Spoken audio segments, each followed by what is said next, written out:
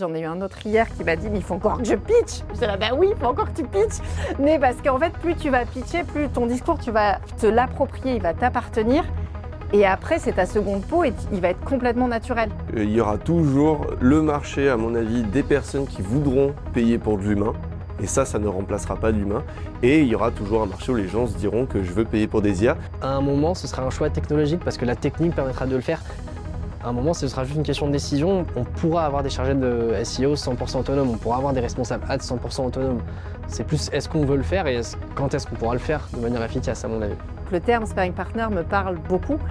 C'est ce partenaire de jeu qui va venir t'entraîner, mais aussi te challenger, te faire monter en compétence, jouer avec toi et te renvoyer la balle.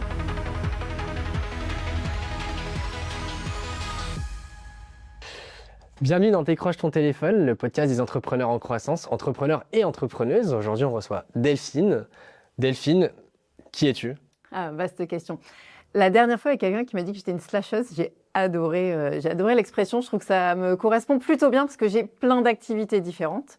Alors, je suis sparring partner en communication. C'est un terme, on pourrait y revenir si vous voulez. Je sais que ça soulève pas mal de questions, mais je vais venir travailler avec les responsables communication pour les challenger un petit peu, les faire monter en compétences.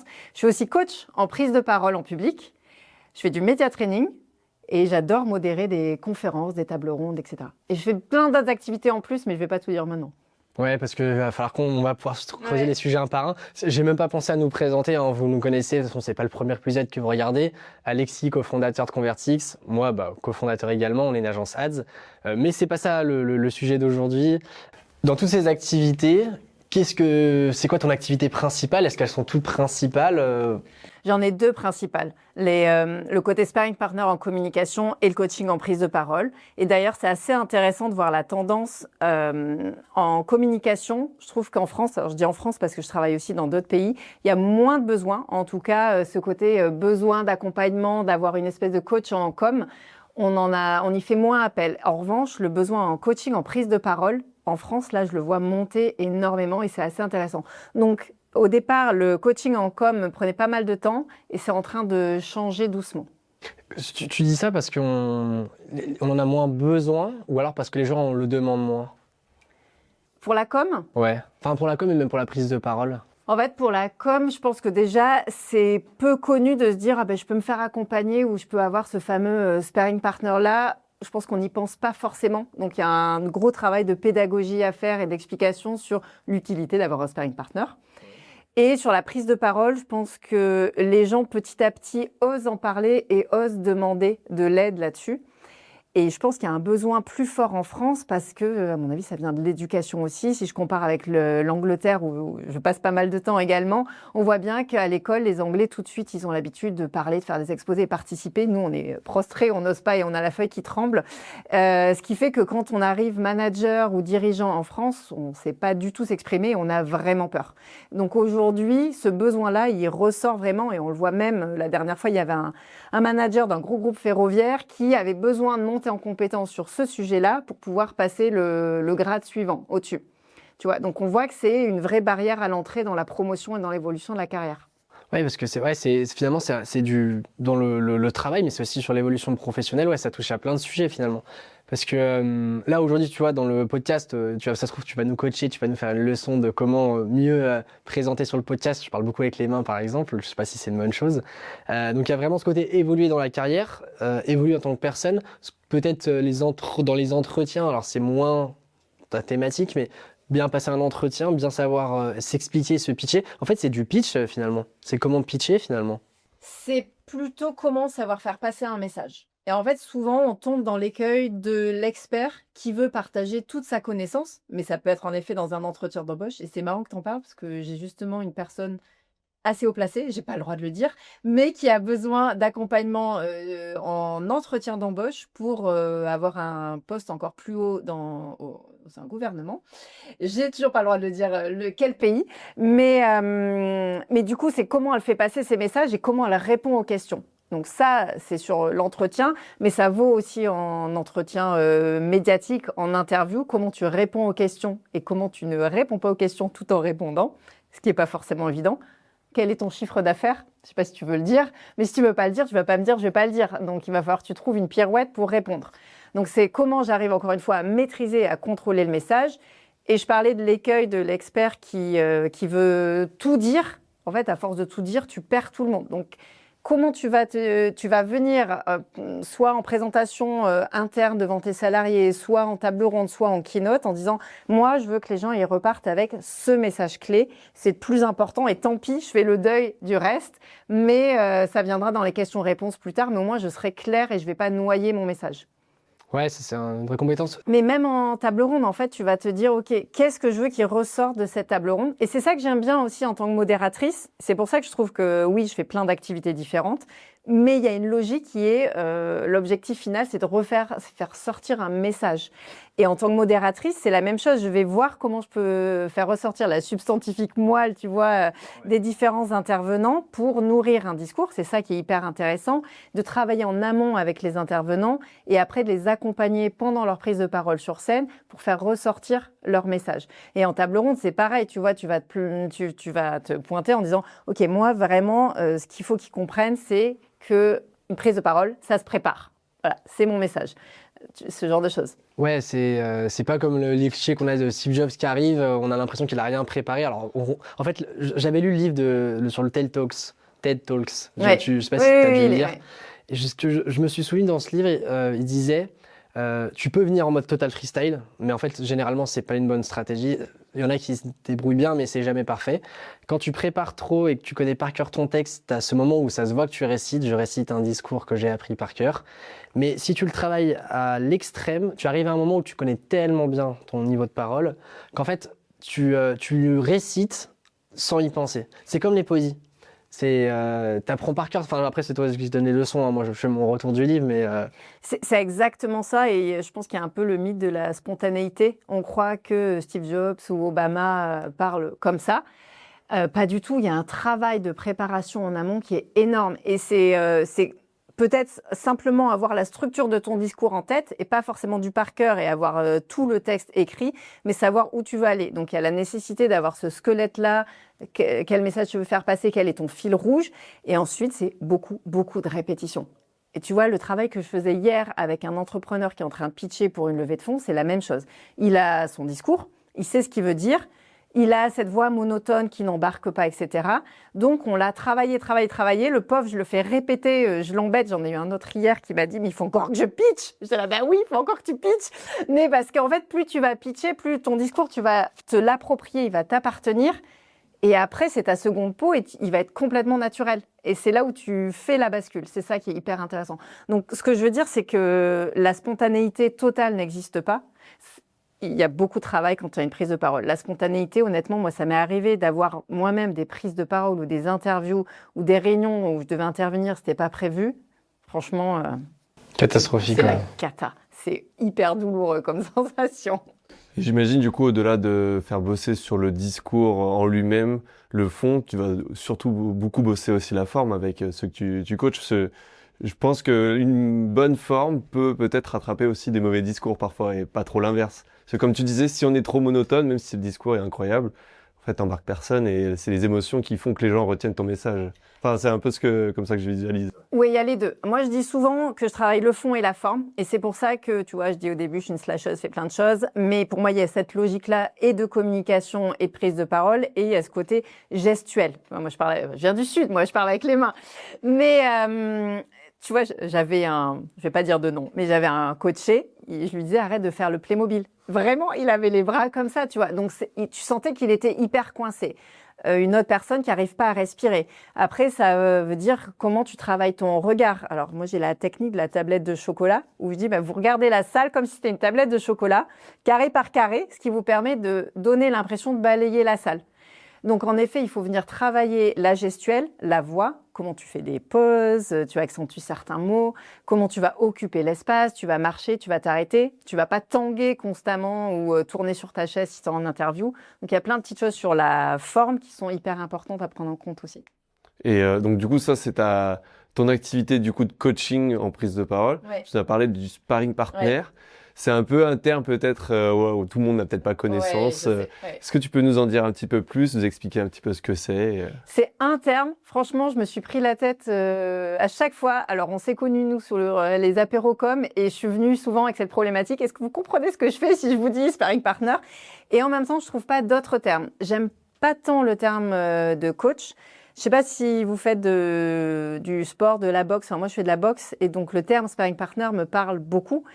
C'est ce partenaire de jeu qui va venir t'entraîner, mais aussi te challenger, te faire monter en compétence, jouer avec toi et te renvoyer la balle. Je trouve qu'en communication, et alors je l'ai vécu moi quand j'étais DIRCOM dans différentes boîtes avant d'être à mon compte, en fait, en com, tu es entouré de plein de personnes différentes dans l'entreprise. Potentiellement, tu as une équipe aussi en communication, mais tu es très seul en tant que DIRCOM sur tes propres sujets. Et donc, c'est hyper intéressant d'avoir un senior, tu vois, ça fait 18 ans que je fais de la com, qui peut justement te challenger, remettre un peu les mains dans le cambouis avec toi sur ta strat, te faire passer à un niveau supérieur, travailler ton propre positionnement en tant que DIRCOM aussi au sein de l'entreprise et te renvoyer la balle. Donc c'est ça, pour moi, je ne vois pas d'autres termes plus parlants que sparring partner. Mais si vous avez mieux, je prends. Hein. C'est toi qui l'as inventé ce terme ou pas? Parce que moi, je pensais vraiment au sparring, moi, quand tu le disais. Mais sparring, je joue avec ça, je te challenge, je t'aide à devenir mieux organisé, c'est ça? Pas mieux organisé, mais plus performant, y voir plus clair. C'est pas moi qui l'ai inventé, mais en communication, c'est vrai qu'il peu se présente sous cet angle-là. J'ai un peu créé mon métier. Alors le terme, il n'est pas nouveau, mais ce métier-là, finalement, j'ai décidé de le lancer après avoir quitté Trendline, donc là, l'entreprise où j'étais DIRCOM à l'époque, parce que j'avais observé moi-même ce phénomène un peu de solitude, et puis en parlant avec d'autres pairs, et je me suis dit, tiens, je vais tester le truc. Donc, j'ai parlé à quelques DIRCOM autour de moi et ça a pris assez rapidement. Tu sentais qu'il y avait un vrai besoin. Donc, le terme, bon, il n'est pas nouveau, mais en tout cas, l'activité, c'est vrai qu'elle est assez unique. Du coup, tu parlais de Trendline, c'est peut-être intéressant aussi, peut-être que tu nous présentes un peu ton parcours pour arriver sur ce que tu es aujourd'hui. Ça peut être intéressant pour pouvoir faire un parallèle, du coup, je t'en prie. Alors, le train, je suis tombée dedans assez rapidement en début de carrière. J'ai commencé à l'UIC pendant mon master en communication interculturelle. Et donc, l'UIC, c'est l'Union internationale des chemins de fer. J'avais un bureau face à la Tour Eiffel. Franchement, à 23 ans, c'était pas mal.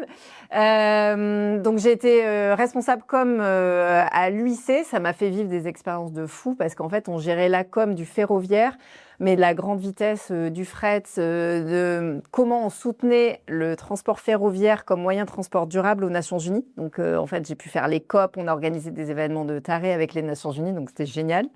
J'ai fait un petit passage en agence relations presse. J'ai détesté, mais vraiment, enfin, rien contre l'agence, mais je crois que c'est pas fait pour moi.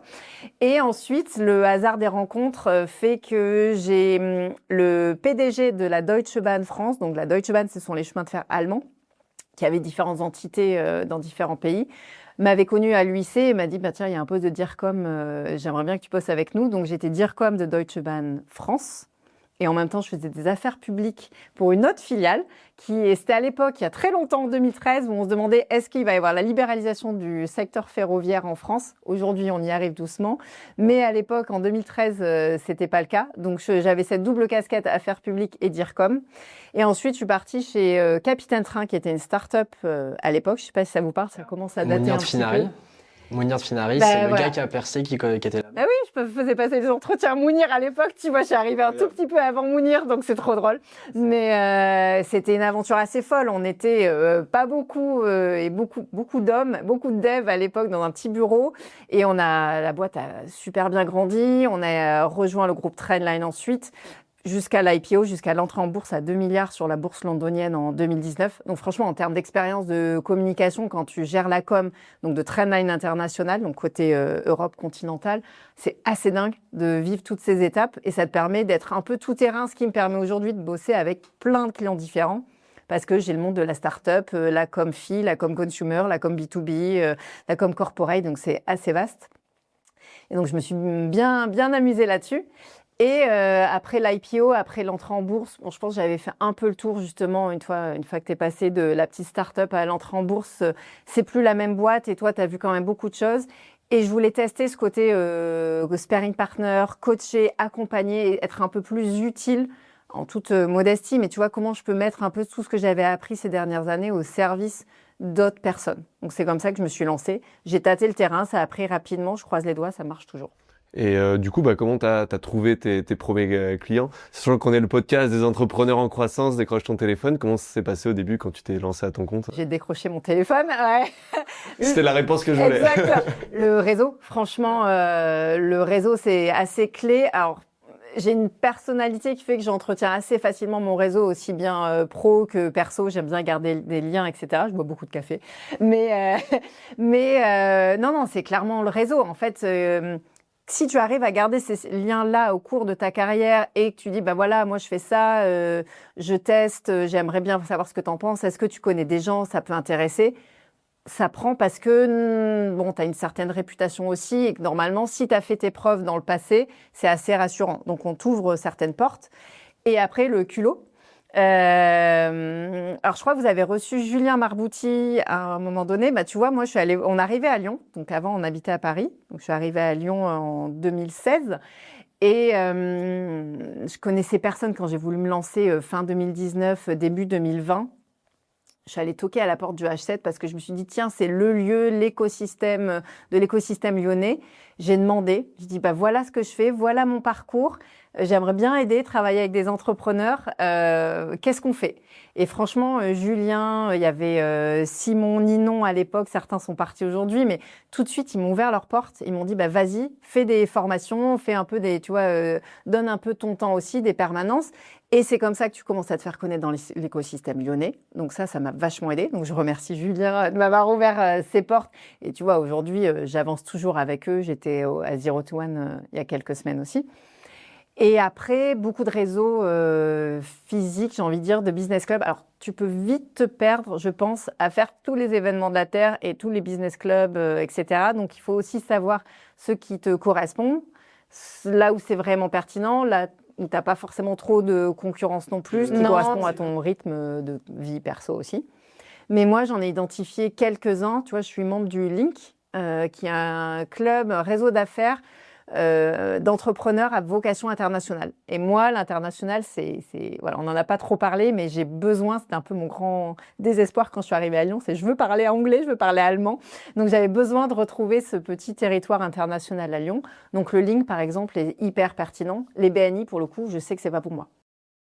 C'est chiant les BNI. Bah, c'est vrai que nous... Il y en a qui adorent, hein. Mais il faut le faire. Je pense quand on est dans une démarche de se faire un réseau, il faut enchaîner les événements, en tester plein, pour pouvoir se faire une cartographie un petit peu de tous les événements qui vont nous convenir ou pas nous convenir, pour en garder quelques-uns à la fin et partir du quanti pour le quali. Mais ça t'épuise au début. Et puis les BNI, se lever très tôt, aller à 7 heures pour qu'on s'applaudisse tous comme ça, à dire nos réussites. C'est vrai que c'est pas trop mon truc non plus. Mais bon, il faut le faire. Je pense qu'il faut le faire, surtout en début, en lancement. Ouais. C'est pas trop mon truc non plus. Il faut le faire. Et surtout, tu vois, moi, j'ai pas mal évolué. Au début, j'accompagnais naturellement beaucoup de startups scale-up parce que je venais de là. Donc, les startups ici à Lyon, des plus grosses à Paris, Conto, Payfit, Pennylane, donc tout cet écosystème. Donc, je gravitais dans les réseaux très startup scale-up. Et, je sais pas, ça fait peut-être 2 ans et demi que moi, j'ai évolué. Et maintenant, j'accompagne plus des PME, des grands groupes. Et donc, comment tu trouves ce point de bascule? C'est hyper compliqué d'arriver à basculer et de mettre un pied dans accéder à ces réseaux. Donc, il va falloir aller trouver des prescripteurs, ça peut être des agences de com, réactiver d'autres personnes, recommencer au culot. Mais donc, ça veut dire changer les réseaux dans lesquels tu gravites. Donc ça, c'est un exercice pas évident et qui prend du temps aussi.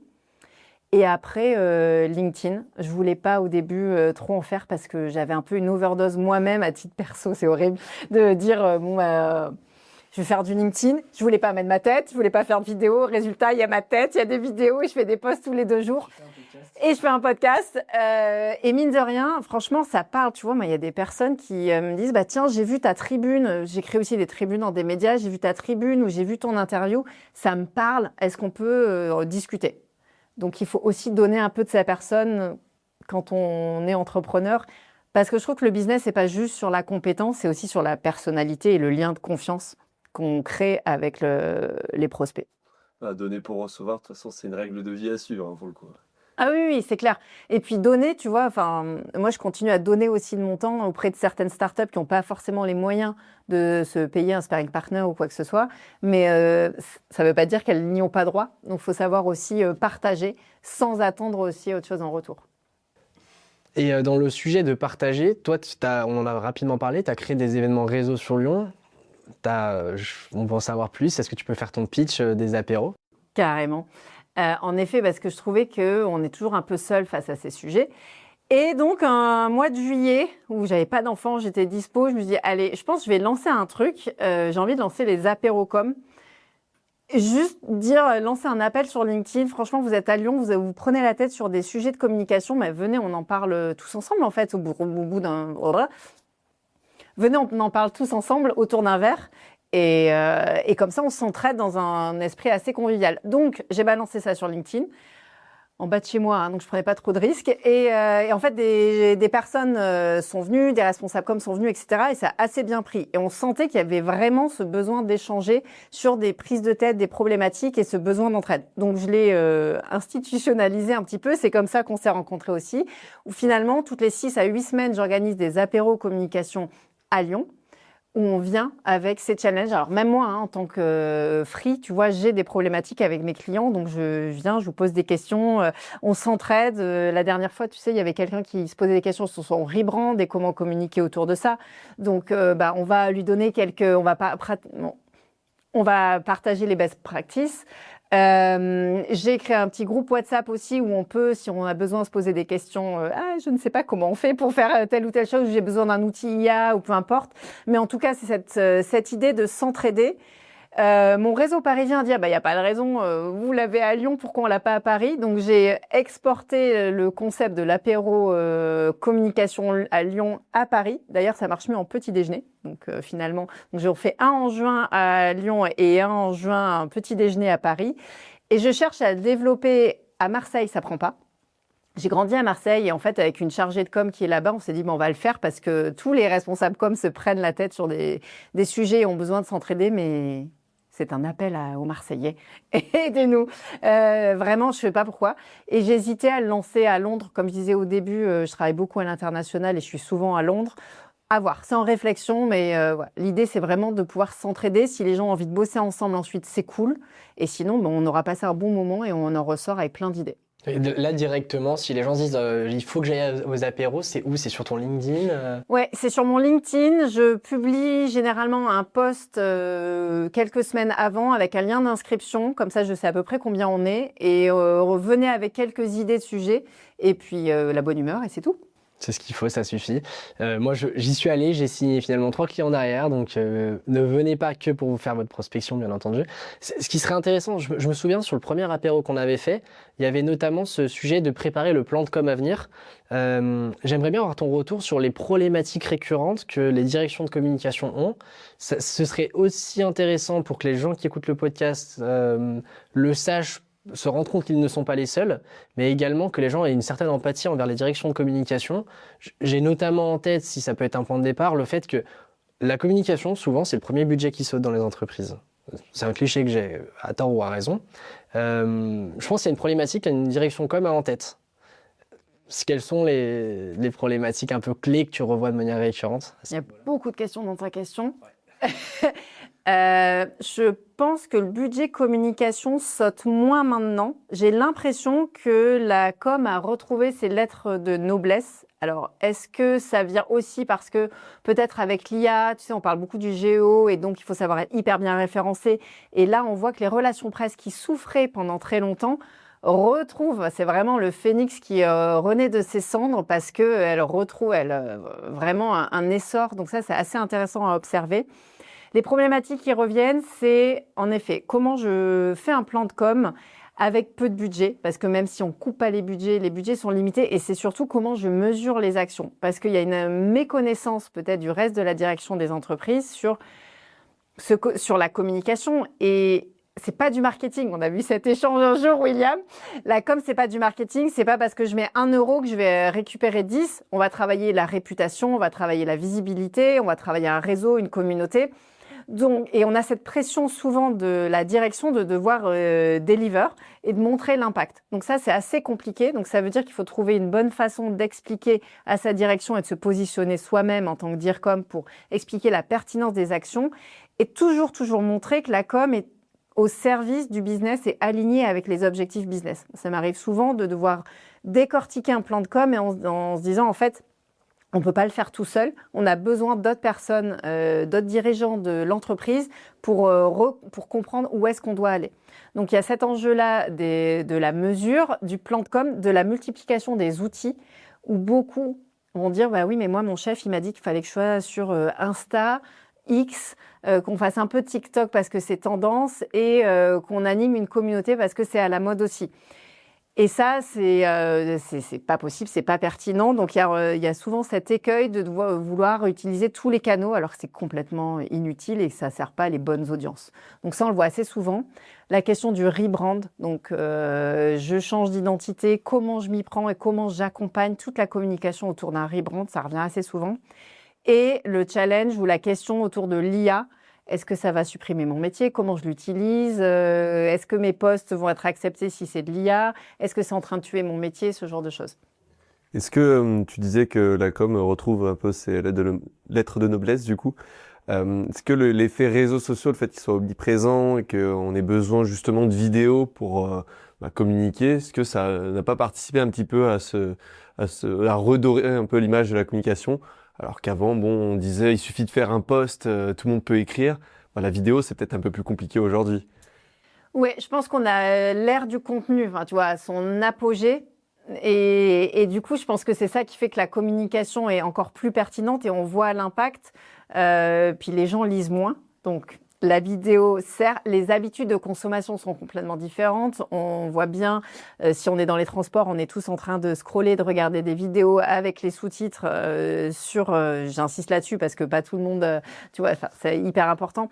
Mais du coup, on voit l'impact justement des vidéos, du contenu et donc du référencement. Enfin, vous le savez mieux que moi, mais cette nécessité d'être bien référencé.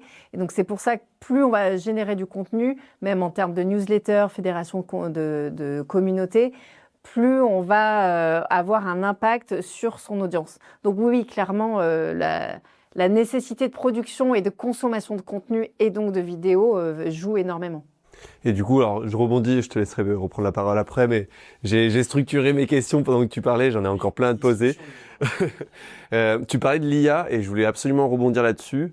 Tu as commencé un peu à expliquer en quoi ça commençait un peu à bouleverser le métier ou à minima faire poser des questions finalement chez les directeurs communication, tous ceux qui travaillent dans la communication. C'est quoi un peu ta vision de l'IA et de la communication dans les prochaines années, les prochains mois même, vu que ça avance très vite? Ouais, ça va vite. Je pense qu'on peut pas faire sans. Honnêtement, moi, j'utilise l'IA et ça serait complètement débile de dire non, j'en veux pas et j'ai peur et ça va tuer mon métier. On peut avoir peur. Hein. Moi, mes parents, ils sont là, mais t'as plus de travail dans un an. Je pense pas. Je l'utilise comme un accélérateur et je pense qu'il faut l'utiliser comme un accélérateur. Ça te fait gagner du temps sur une analyse d'un marché, par exemple, sur des analyses de documents. Ça te fait gagner du temps sur préparer des questions. Tu vois, quand tu travailles un média training, par exemple, ça va t'aider à trouver des questions aussi ou à aller faire des recherches sur ce qui a pu être lu dans la presse. Et c'est un bon sparring partner, justement, aussi. Moi, l'angoisse de la page blanche, parfois, où je dois structurer des messages ou réfléchir, je vais aller balancer mon truc sur l'IA et ça va m'aider à réfléchir et après, je reprends le bébé et, tu vois, je reprends les rênes. Donc, je pense qu'on peut pas faire sans. Je le vois vraiment comme accélérateur. Je le vois pas comme complètement qui va remplacer certains métiers. Alors, sur la génération de visuels, peut-être, de contenu, mais ça veut dire qu'il va y avoir d'autres compétences et d'autres métiers qui vont se créer à côté. Et donc, c'est comment on embarque l'IA avec nous, on l'utilise pour gagner du temps et on va faire autre chose avec. Donc, moi, je trouve ça plutôt positif. Après, le danger, c'est que certains dirigeants se disent en fait, je vais pas recruter un chargé de com parce que Claude ou ChatGPT pour 20 € par mois va me le faire. Ça marche pas. Parce que juste une machine ne va pas comprendre complètement le secteur, ne va pas comprendre ce lien humain forcément aussi avec les gens, tous les enjeux de l'industrie, tu vois, les choses indicibles finalement qu'on peut ressentir. Donc, il faut quand même quelqu'un qui soit au contact, au carrefour carrefour de l'entreprise qui va venir parler avec les différentes parties prenantes et qui va comprendre et qui va savoir quoi valoriser à quel moment. C'est vrai que je suis assez aligné avec ta vision. Je pense que l'IA reste quand même, dans tous les cas, un outil. Et si on l'utilise pour remplacer complètement, alors le résultat, je pense, sera quand même beaucoup plus médiocre, ou du moins ne va pas saisir à 100% les complexités d'un marché d'une entreprise qui utiliserait 100% d'IA sans un coordinateur derrière. Mais il faut l'éduquer. Si ton IA, tu lui demandes des trucs, en fait, si tu lui dis fais-moi un plan de com, oui, non mais entre fais-moi un plan de com et ok, voici toute ma réflexion, voici ce que je veux faire, ce que je veux pas faire, ma vision, mes objectifs, mon entreprise, qu'elle gagne aujourd'hui, où est-ce qu'on veut aller, fais-moi le plan de com. Il y a quand même deux visions différentes. Il y a la vision où on l'utilise comme outil, la vision où on l'utilise pour nous asservir. Je vois 3 niveaux. Tu as la version maternelle grande section de fais-moi un plan de com. Tu as la version lycéenne de je te fais un prompt bien structuré où je te donne tu es un responsable communication, tu vas me faire ci, ça, ça, ça. Et tu as la version PhD où en fait, si l'IA a accès à 100% de toutes les réunions de l'entreprise qui sont transcriptées, qui sont stockées dans un drive, avec tous les fichiers, les business plans, les tendances marché, l'étude concurrentielle, toutes les veilles marché qu'il est capable de faire, parce que l'IA est capable de faire plein de choses, aujourd'hui peut-être pas au niveau d'excellence, mais un IA qui est suralimenté en données, voire même un peu trop, qui va peut-être dire des bêtises, qui va peut-être prédire des tendances qu'on n'arriverait pas à prédire, peut aller très très loin. C'est pour ça que moi aujourd'hui je le dis plus, l'IA n'est peut-être pas suffisamment développée pour faire ce travail en intégralité, mais la question c'est pas est-ce que, c'est quand. L'IA me bluffe jour après jour. La question aussi c'est est-ce qu'on a envie de confier ça à l'IA, parce que ça perd un certain charme, ça perd une certaine connexion, et est-ce que tu as envie d'être la direction marketing, direction de toi-même, parce qu'en fait tu n'as que des agents IA, il y a aussi cette question. Moi j'ai l'impression que l'IA va permettre aux gens je suis responsable marketing, et là où avant j'avais un chargé de rédac, un chargé SEO, en fait je vais être un responsable marketing avec mes agents IA. J'ai l'impression qu'à terme ça va finir comme ça. Mais parce qu'en fait, et la question c'est, on ne voudra pas forcément le faire, mais à un moment, ce sera un choix technologique parce que la technique permettra de le faire. La vitesse à laquelle ça va, la performance à laquelle ça va, à un moment, ce sera juste une question de décision. On pourra avoir des chargés de SEO 100% autonomes, on pourra avoir des responsables ads 100% autonomes. C'est plus est-ce qu'on veut le faire et quand est-ce qu'on pourra le faire de manière efficace, à mon avis. Pour moi, il y a deux sujets. Sur le côté structuration, les IA qui sont plugués ou les agents au drive avec toute la documentation, ça peut être hyper efficace, mais tu pars du principe que l'entreprise est déjà très bien structurée. Et franchement, tu serais surpris de savoir qu'il y en a beaucoup qui n'ont pas d'études de concurrence, de marché, de drive, que tout est éclaté dans un Slack et dans des mails. Donc ça, déjà, on n'y est pas encore. Et sur l'autre côté, en effet, des agents IA peuvent venir centraliser et faire plusieurs métiers, mais ça nécessite quand même une certaine compétence pour venir challenger ce que fait l'IA. Et après 18 années de com, je suis en mesure de challenger, lui dire mais en fait c'est complètement débile ce que tu es en train de me dire. Un junior n'a pas ce recul-là et c'est là où on peut y avoir quelques dangers avec l'IA aussi. C'est vrai, je rebondis. Tu as ce discours parce que tu es un très bon chef d'orchestre d'une IA. Merci. Non mais je te le dis, tu vois tout le côté positif parce que tu es un bon chef d'orchestre, tu as su tout structurer avant. Et ce qui fait que ton IA aujourd'hui te donne des réponses, ça rebondit sur ce que tu disais. Il y a à condition de bien organiser, de bien structurer et de bien guider l'IA. Mais oui, bien sûr qu'elle remplacera tout, mais ça ne remplacera jamais ce chef d'orchestre. Parce que moi j'en vois des gens qui font des recherches sur ChatGPT et qui disent ça marche pas, c'est nul. Et je lui demande mais t'as fait quoi comme recherche? Et elle me montre, elle fait je veux faire ça, dis-moi. Oui c'est sûr que tu lui as donné aucun contexte, elle sait pas qui tu es, pourquoi tu lui demandes ça. Voilà, je pense qu'il y a quand même un sujet de chef d'orchestre. Je pense que l'IA pourra tout remplacer à terme. Quoique, il y a des métiers où les gens voudront payer pour avoir des humains. Ceux-là, peut-être, ne seront pas touchés. Mais ça dépend d'un bon chef d'orchestre. Mais tu vois, par exemple, sur le coaching en prise de parole, j'ai posé la question à un moment donné est-ce que vous aimeriez avoir un outil basé sur de l'IA qui est votre coach dans votre poche? Et en fait, les gens, ils veulent pas. Parce qu'ils ont quand même besoin de ce lien humain et de ce ressenti. Donc, c'est là où l'IA a quand même ses limites. Et je pense qu'un plombier ne pourra pas être remplacé non plus par une IA. Il y aura des robots. Je pense qu'il y aura des robots. Mais il y aura toujours le marché, à mon avis, des personnes qui voudront payer pour de l'humain Et ça ne remplacera pas l'humain. Et il y aura toujours un marché où les gens se diront que je veux payer pour des IA. Mais comme tu dis, ça va supprimer des emplois, tu le disais juste avant, mais ça va en créer des nouveaux, comme quand il y a eu l'apparition de la voiture et que du coup le maréchal Ferrand s'est retrouvé au chômage. Sauf que ça a créé le carrossier, le changeur de pneus, le mec qui est spécialisé dans les moteurs. Et en fait, ça, je pense qu'on s'en rend pas compte, mais ça va créer un nombre de métiers monstrueux. Et on est à cette transition, comme quand les premières voitures de Ford sont arrivées. Ben, on est clairement à ce niveau-là. Alors les générations plus vieilles, je pense que bon là ça va être un peu compliqué. Quoique, moi mes parents utilisent, enfin surtout mon père utilise énormément l'IA. Mais par contre, c'est les jeunes, ça va être le grand défi à eux de vraiment de s'imprégner de ça et de créer les nouveaux métiers finalement. Ouais, parce que je vous rejoins aussi tous les deux sur le côté sparring partner. En fait, il faut challenger l'IA. Le côté sparring partner, c'est aujourd'hui tu le fais beaucoup avec des humains, de plus en plus tu le fais avec des IA. À terme, peut-être de plus en plus avec des IA pour le meilleur ou pour le pire. Parce que disons que la difficulté, ça sera pour devenir senior et challenger l'IA, il faut avoir été junior. Aujourd'hui, il n'y a plus de place pour les juniors. Ce qui aurait pu être ce qu'on appelle du travail de stagiaire, aujourd'hui, c'est du travail d'IA en fait. C'est terrible, hein, mais comment devenir senior si on n'a pas commencé par faire du travail hyper opérationnel? Moi, je le vois chez un client qui est une banque privée où ils interdisent justement aux juniors d'utiliser l'IA pour qu'ils se frottent vraiment à l'exercice. Et on sait, dans ce secteur-là, c'est très, très, très dur, mais qu'ils comprennent la difficulté du métier, qu'ils fassent les recherches eux-mêmes pour ensuite être à même d'utiliser l'IA plus tard. Mais il y a interdiction d'utiliser l'IA. Comprendre ce que tu fais, comprendre comment tu le fais. C'est comme le tracking. Nous, moi, je sais pas comment tu manages les équipes à ton niveau, mais moi, mes consultants dans mes équipes, sur la partie ads, il y a une dimension tracking, vraiment savoir ce qui se passe. C'est assez technique. Et on a des modèles à copier-coller en interne qui permettent de faire facilement ton tracking, le faire en 5 minutes. Et moi, j'ai imposé à ma consultante, à ma junior, de le faire systématiquement à la main, de zéro, et de tout faire à la main. Parce qu'en fait, tu te casses les dents, parce que tu n'y arrives pas, et après, tu as le droit au modèle, tu as le droit à la correction. Mais tant qu'elle n'en avait pas fait 2-3 parfaits à la main, eh en fait, je la laissais pas prendre les modèles et gagner du temps, quoi. C'est vrai que je pense que tu apprends pas mal plus vite comme ça, ouais. Puis il y a une nécessité aussi de configurer son IA pour qu'elle ne te prémâche pas le boulot.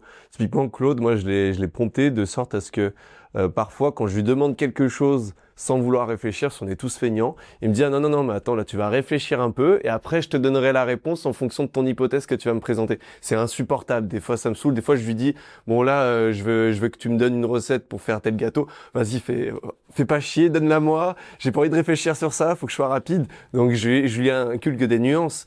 Mais je pense qu'il y a aussi ce sujet où, au-delà, c'est vrai que je suis pas forcément d'accord sur le fait d'interdire l'IA complètement à des juniors. Je vois pourquoi c'est fait et ça a un sens. Mais on pourrait peut-être encore plus pousser la chose de OK, on te met à disposition une IA, par contre elle va te faire chier toute la journée pour que tu réfléchisses et pour que derrière elle puisse du coup t'accompagner vers un apprentissage du métier. Je pense qu'il faut dans tous les cas qu'on tente tous vers ça. On ne pourra pas se passer d'IA dans les prochaines années, à moins qu'on ait plus d'internet, mais bon là c'est la fin de tout clairement. On ne pourra pas se passer d'IA, c'est comme la voiture, on peut pas s'en passer. Non, je suis d'accord. Mais par contre, savoir chercher l'information, je trouve que ça, c'est important de le conserver. Moi, j'ai fait des études en traduction-interprétation au départ. Donc, savoir faire des recherches sur le secteur médical, le secteur juridique, tu vois, j'ai appris à développer des réflexes et à savoir chercher l'information rapidement, vérifier mes sources, etc. Mais ça, on le perd. Moi, mes filles, aujourd'hui, si elles doivent faire un exposé sur Jean Moulin, elles vont me dire « Maman, je vais sur ChatGPT ». Et en fait, je trouve ça un peu dommage parce qu'elles n'auront pas le réflexe d'aller à la bibliothèque, je vais parler comme une vieille, mais à la bibliothèque dans le dictionnaire. Mais non, mais en fait, ça passe par ce processus de je cherche, je galère, je rassemble moi-même les informations et ça vient structurer la pensée et on se fait son propre avis aussi. Sinon, on est un peu tous formatés aussi. Ça va être tout le sujet de l'éducation sur l'IA, je pense. Parce que nous, quand on était gamins, on cherchait des définitions. C'était le dictionnaire. Je crois même qu'on devait avoir un Larousse à l'école. On avait même une encyclopédie, c'était un Carta. Et il nous imposait le nom. Non, mais pour le dictionnaire, il nous imposait le nom de la référence. Ça devait être forcément un Larousse ou ça. Et aujourd'hui, je pense, mais évidemment, t'as des petites ou des petits. Ils ont des dictionnaires à l'école ou pas? Ouais, c'est obligatoire, c'est le Robert. Mais c'est dictionnaire obligatoire dès le CP. Et d'ailleurs, certains ne savent pas chercher dans le dictionnaire, ne connaissent même pas l'ordre alphabétique. Donc tu vois, on arrive à un stade où... Mais t'en as pas besoin. Aujourd'hui, c'est comme la calculatrice, tu l'as dans ta poche. À l'époque, je crois que c'est dans les années 80, on disait calculatrice interdite, calculette plutôt pour les fonctions assez simples, parce qu'il faut que vous puissiez penser, parce que vous n'aurez pas toujours une calculette. On l'a toujours dans la poche maintenant. Oui. Le téléphone, c'est une extension de soi-même. Alors je comprends le fait que, en fait, on calcule plus de tête, mais parce qu'on n'a pas besoin de calculer de tête. Alors, c'est comme apprendre les mathématiques. Pythagore, etc., ça forme le cerveau, ça forme le raisonnement. On n'a pas besoin de Pythagore, on s'en sert hyper rarement le Pythagore au quotidien. On s'en sert quand on est en train de poser une porte et vérifier que les diagonales soient bonnes. Ça s'arrête là. Et encore. Et encore. Mais on pose pas tous les jours des portes en plus. Et on pose pas tous les jours des portes. Donc c'est méga limité. Mais je comprends, mais il y a quand même ce côté où, à un moment, je pense qu'il faut foncer tête baissée dedans.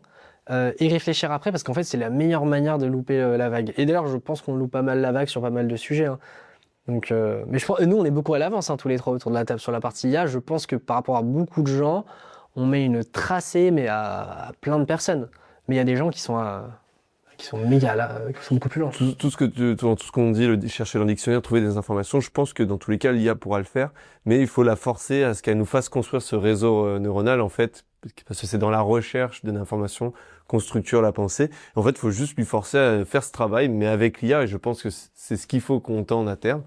Mais parce que oui, c'est sûr que le papier, à un moment, on va de moins en moins l'utiliser, le dictionnaire ou aller à la bibliothèque par la force des choses. Oui, mais même si l'IA, pour reboucler un peu sur ce qu'on disait avant, même si l'IA t'aide à structurer, et tu vois, si je reprends le métier de DIRCOM ou de manager, tu as un super plan, l'IA ne va pas t'aider à toi te positionner, à le défendre en comité de direction ou devant ton board. Donc finalement, oui, tu as quelque chose qui est super dans ton Notion, mais il y a une limite à l'exercice. De même, si on prend l'exercice des prises de parole, peut-être que l'IA va te faire un super discours, fil rouge, il va même te mettre en italique, tu sais, respire à ce moment-là.